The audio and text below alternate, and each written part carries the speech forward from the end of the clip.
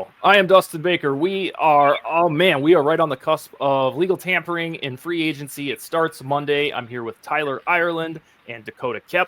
Dakota Rose, as she calls herself on the telecast here. Hope I didn't blow her identity. What we're chatting about is our offseason blueprints, respectively, what we think the Vikings should do. But for any new viewers, I want to go really quick through predictions on the two big dominoes, which are Kirk Cousins' free agency and Danielle Hunter's free agency. Dakota, it's a ruthless topic for you based on your backdrop.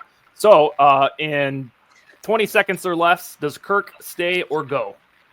Kirk stays. That's your prediction? For what, 2 years or so?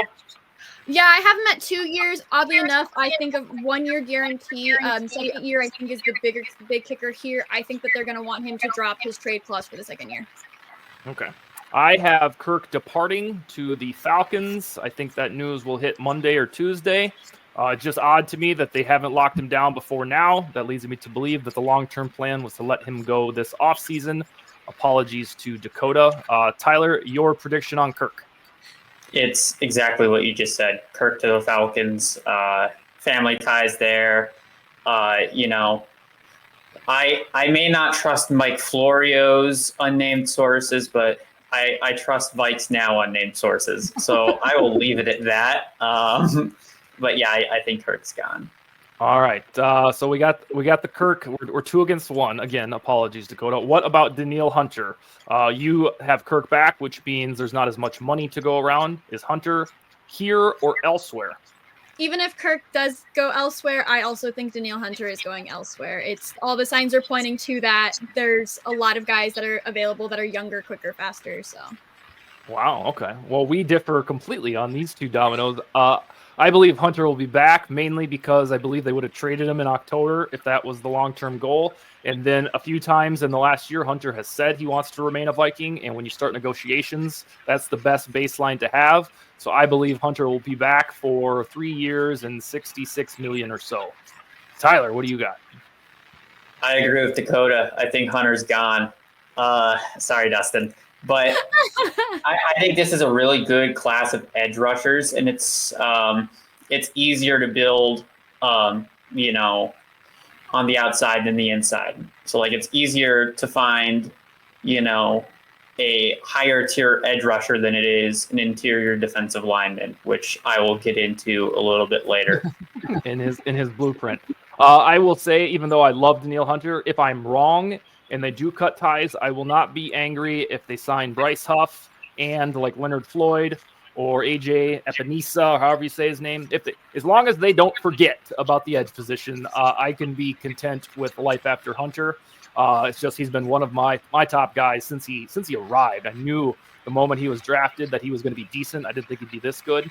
So that's my little spiel on Hunter. Now, this is the part where we pivot away from predictions and we give recommended blueprints.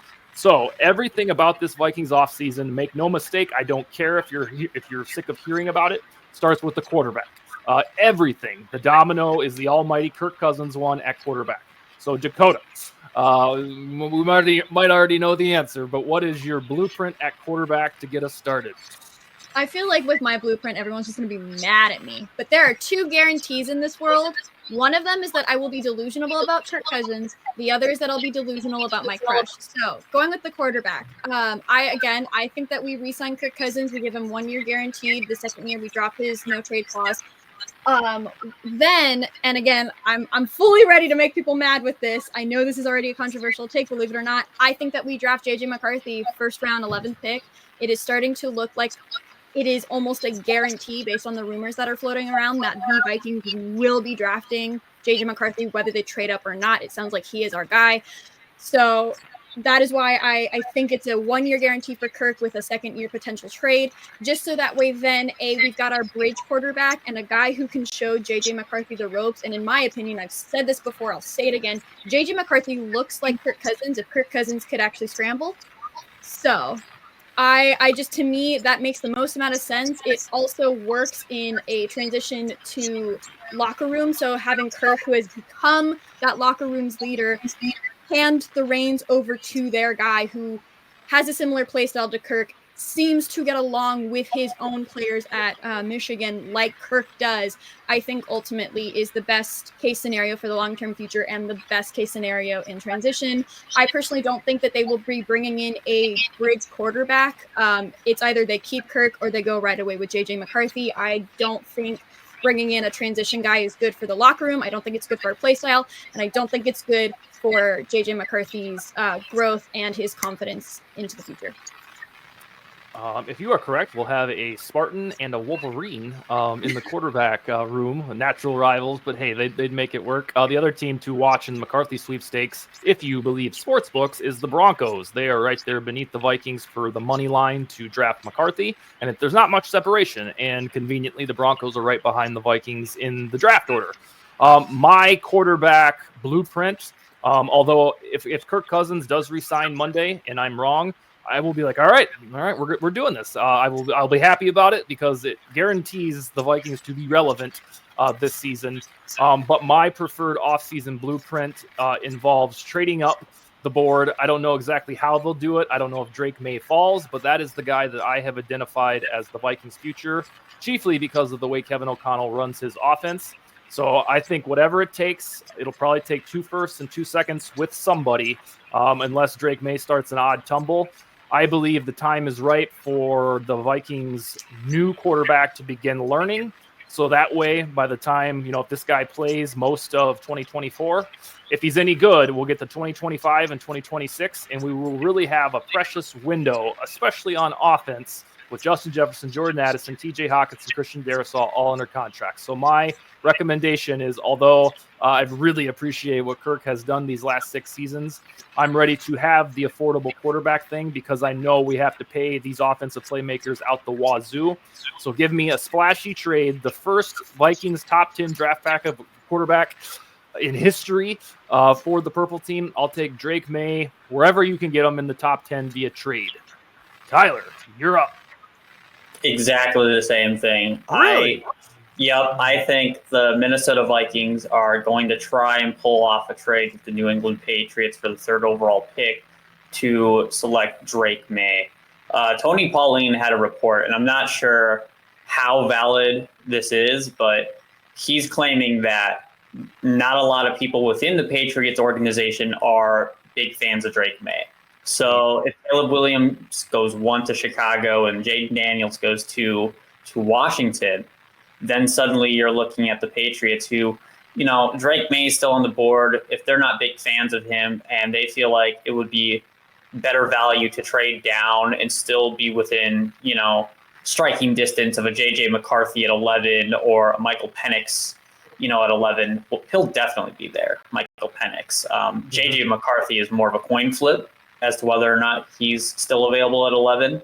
It just sort of depends, if Atlanta does sign Kirk Cousins and, would the Giants pass on McCarthy or would they draft like offensive line or something like that? But yeah, I think, you talk about Josh McCown, coaching Drake May in high school. Now that doesn't necessarily mean the Vikings are locks to get Drake May, but I do think it means you have your quarterback's coach who is very familiar with, one of the best quarterback prospects in this year's draft. I wouldn't be surprised if the Vikings were head over heels for May just because of that connection and the way he's able to, fit in this Kevin O'Connell style of offense where, Kevin O'Connell, he runs that timing-based offense, right? You really need a precision passer, and I think May is probably the single best pure pocket passer in this year's draft. So, as opposed to taking like say like a Jaden Daniels, who as talented as he is more of a dual threat guy, how well would Kevin O'Connell be able to, work him into our style of offense? Mm-hmm. So Drake May, if all goes well, is the guy that I want in purple. Wow, I had no idea we were in total agreement there. So that kind of gives me warm fuzzies because we don't always see eye to eye on Vikings predictions and recommendations. So that's pretty sweet. To me right now, JJ McCarthy, even though we have less than 7 weeks to go, he feels like the Will Levis or the Malik Willis, where it's like one day you're like, oh my God, he's going to go number 6, huh? And then we might get there and GMs by draft night are like, nope, homie's going in round 2. So it feels like there's a long way to go because you'll roll your eyes and be like, no, he's going to go in the top 10. But I guarantee you we said the same shit about Will Levis last year, and we did the same thing right before the draft with Malik Willis. So keep that in mind if you're pro McCarthy, and I enjoy McCarthy as well as a little posterity footnote there. All right, free agency, that's what's coming up next. So I want to know, I told you to be as creative as you wanted to be with this, Dakota. So we're keeping in mind that Cousins is back, and in your prediction, Hunter is gone. What is your free agency blueprint for these Vikings? Well, oddly enough, I know a lot of people, obviously the edge is very important. I'm not going to, look away from that. But for me, I feel like we also need to focus on our cornerback situation. It was kind of lackluster last season. I've had my own criticisms of a Caleb Evans, as lightly and politely as I'll say. And so I think we really need to, if we are going to get rid of one veteran, and it does sound like Harrison Smith is kind of teetering on whether or not we're going to be re-signing him as well, I think that we should go out and we should get another veteran, maybe just for 1 season, maybe 2. Oddly enough, and I came on here fully prepared to make people mad today. Josh Metellus tweeted something very interesting about Patrick Peterson being released. So I say we run it back. Yeah, he's aging. Yes, he didn't play the best with the Steelers, but he also had some pretty incredible plays this last season with the Steelers. He had some pretty incredible plays with the Vikings 2 years ago. I mean, he was essentially the inspiration for what ended up being the greatest comeback in NFL history, the 5 touchdowns. We only need 5 touchdowns. And he already has that locker room on the defensive side of things. He's a phenomenal leader. I think it'd be great, especially since we're going to be bringing in a lot of these younger guys, whether in the undrafted free agency, some trades. You also have the Bills, who've released quite a few players, namely, and I apologize if I am butchering his name, Tre'Davious White. Again, kind of an older player, but still a veteran who has some reps under his belt, some pretty good stats under his belt that I think for a 1-year contract in the cornerback in our backfield, I think would be phenomenal. I also think that going into free agency, we should probably start identifying the running backs. Obviously, we just let Alexander Mattison go. And there was an article recently, I can't remember who posted it, that this is probably the cheapest that we will be getting running backs in a very long time. We have a lot of really good running backs hitting the free agency market next week. Whether you go Tony Pollard, Saquon Barkley, whether you re-sign Cam Akers, which it sounds like might be a possibility due to what he is posting on Instagram right now, I think you really focus on obviously the edge, but you focus on that backfield with that cornerback. You focus on your running back room. On free agency for me, well, first of all, Harrison Smith, I believe the decision on him boils down to whether Cousins is back or not. If Cousins is back, I believe Harrison Smith can be convinced that, hey, we're going to try to win the Super Bowl again. If they start over with Drake May, Tyler Nye's guy, or McCarthy or Penix, that guy's not going to win the Super Bowl next year. And Harrison Smith is 35, which means he probably has 1 season left. So he'd be best served to go to the Cowboys with Mike Zimmer. Not that they're really going to win the Super Bowl, but they'll convince themselves they can, or the Chiefs, or the usual suspects. Excuse me. Free agency for me on offense is pretty short and sweet. I think they just need to fortify the offensive line depth, which could be as simple as re-signing their guys. You're going to see a lot of signings, either internal or external, on the defensive line and offensive lines, because right now the depth chart without free agents is nubbins, absolute nubbins. So get ready to see alerts on your phones, whether it's Oli Udo or guys you haven't heard of from the open market. You're going to see a lot of trenchmen, offensive and defensive.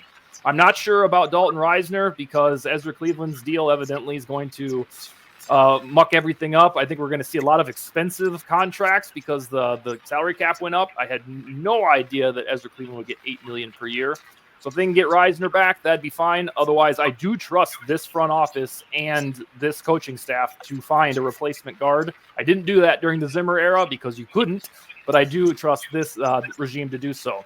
And then in free agency, I think it should be defensive-minded after that.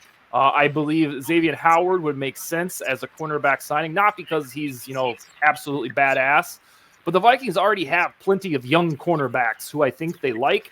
So they might just need a decent veteran to come in.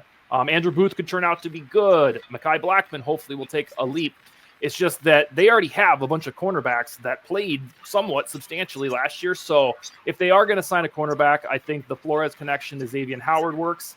And then Bryce Huff has been the object of, everything free agency for me for a couple months now.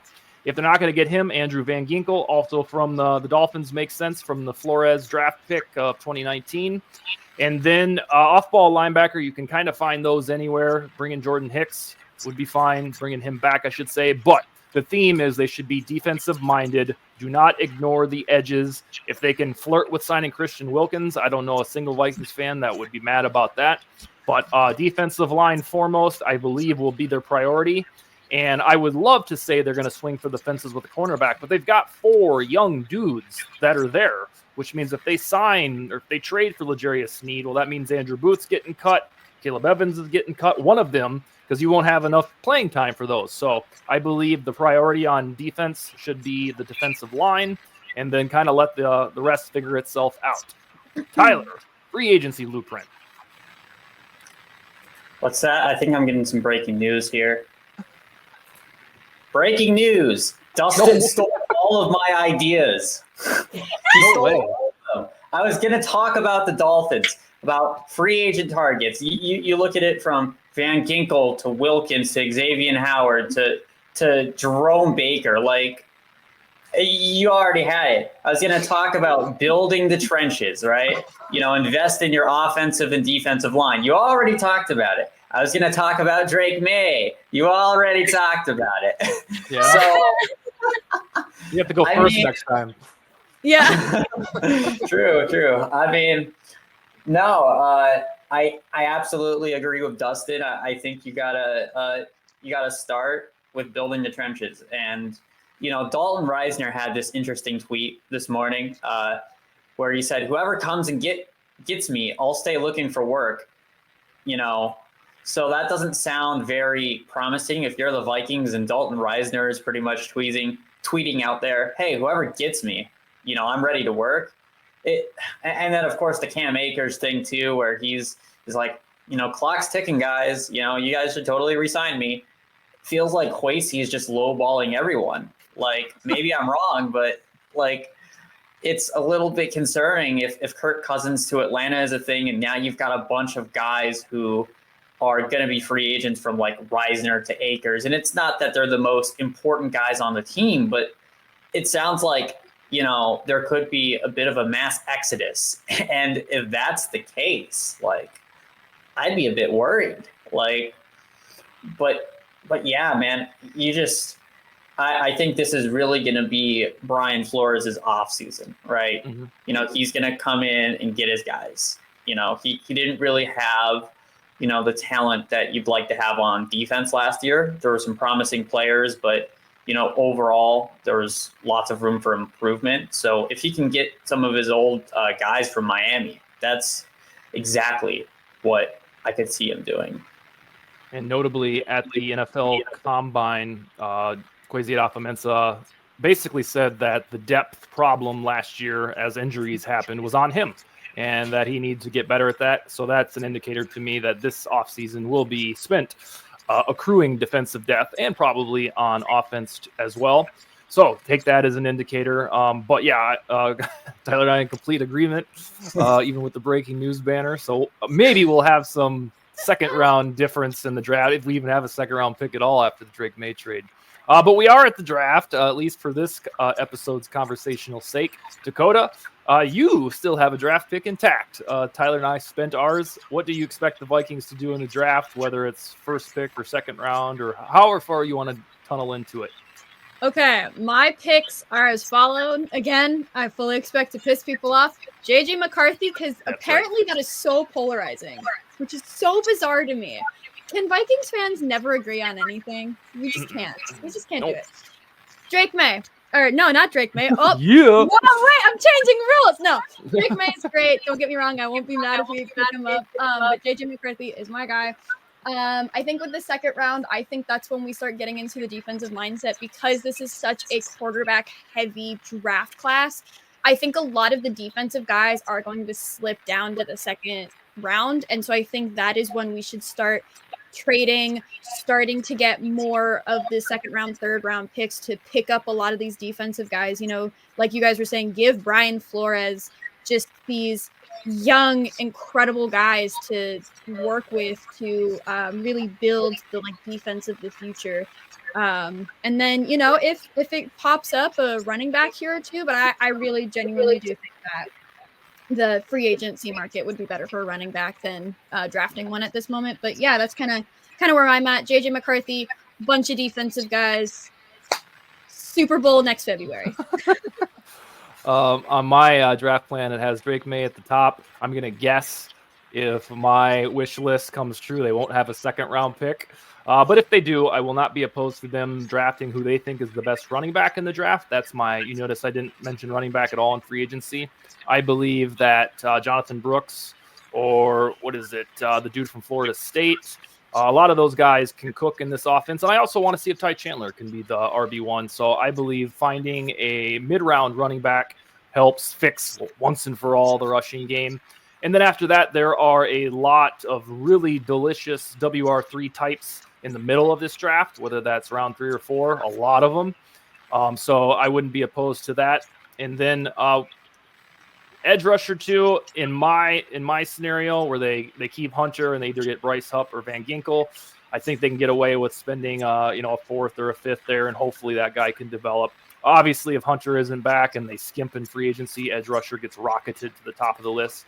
But my draft starts with Drake May, and based on the price you have to pay, you're probably not going to have a whole lot else to get excited about. Maybe the third and fourth rounder, we shall see. Tyler, you got Drake May, and what else? Drake May, and if you can find a way to trade back up into the late second or like late third, and you're still one really good like value edge rusher there, you can kind of plug into your rotation, then that's what I would do. Kwesi I still have faith in Dwayne McBride, weirdly enough, right? Really? And we got him in the 7th. Ty Chandler was a day 3 pick as well. So I actually think, given that this running back class isn't super strong comparatively to other drafts, you can get a good value for a running back later. I don't know when Frank Gore Jr. is going to be drafted, but that's someone I really like. I'm sure there's a bunch of obscure guys that, I could mention from the East-West Shrine Bowl if I knew their names, but it feels like every year there's always some undervalued running backs in the draft that you can target with like a 6th round pick or a 5th round pick, right? So, and we're basically going doubles on late round picks. Like we have, I believe, 2 4ths, 2 5ths, 2 6ths, and then I don't think we have a 7th. So I think that's where you start to target one of the running backs. Just keeping in mind too that like Kevin O'Connell is going to run a running back by committee. You're not really asking any of these guys, okay, you're going to have 20 carries a game as a rookie. Like it's going to be a mix of Ty Chandler and hopefully McBride, because I like him in red zone situations, so long as he's just not fumbling the ball. If I see another situation where the Vikings fumble the ball and then it's a touchback again, like Jefferson had, right, where he crosses the pylon and fumbles it, but it's just with Dwayne McBride trying to cross the goal line, I might flip out. But yeah, definitely try and get a decent rotational edge rusher in this year's draft. Hopefully in day 2, but you might not have much draft capital there if you trade up for Drake May. But if you can't get a deal done for Drake May and all you're left with is like Bo Nix, for example, and like, the worst case scenario, just draft an edge rusher, draft like Jared Verse or Dallas Turner, and, just kind of kick the can down the road and try and get Shedeur Sanders next year. Yeah, I thought that was going to be your almighty recommendation before we united on Drake May. Really? Yeah. I mean, I really like Sanders because he's a dual threat quarterback, but he also doesn't go out of his way to constantly make the sexy play. Like he's more than content dumping it off. And I think, you'd think that Deion Sanders' son would be constantly just be obsessed with, making the flashy play all the time. And he does play with a lot of swagger. He does run a lot as a quarterback, but he's also very smart as a passer too. So that's like perfect when you're talking about a Kevin O'Connell offense. But it also pairs well with Kwesi's desire to get like a dual threat quarterback. Yeah. All right, closing arguments. I know Dakota has one. Mine is pretty simple. We have the Sculptural Network, which should, I believe, debut later today or tomorrow. That's with Brevin Bain and Jason Harmon. That's our very first spin-off episode of really anything on VikesNow. It's a brand new show, so that should hit. I'll have to ask Tyler about the timetable here off air. So that is my plug, my closing argument. Tyler, what is yours? Did I steal that too? No, you did not steal anything this time around. I'm very happy. But my closing argument is this.